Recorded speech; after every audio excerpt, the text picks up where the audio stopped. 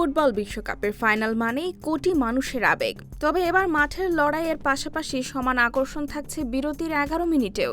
ইতিহাসে প্রথমবারের মতো বিশ্বকাপ ফাইনালে যুক্ত হচ্ছে সুপার বোলের আদলে তারকাখচিত হাফ টাইম শো।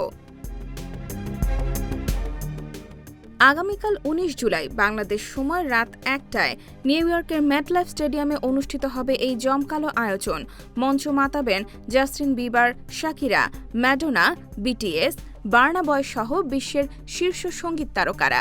পুরো আয়োজনে সৃজনশীল তত্ত্বাবধানে রয়েছে ক্রিস মার্টিন।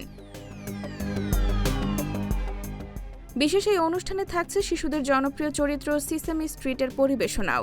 সবচেয়ে বড় বিষয়, এই আয়োজন থেকে প্রাপ্ত অর্থ ব্যয় হবে ফিফা গ্লোবাল সিটিজেন এডুকেশন ফান্ডে, যার লক্ষ্য সুবিধাবঞ্চিত শিশুদের শিক্ষা ও ফুটবলে অংশগ্রহণের সুযোগ বাড়ানো।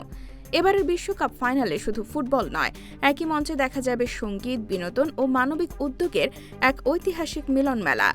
M1 TV news desk.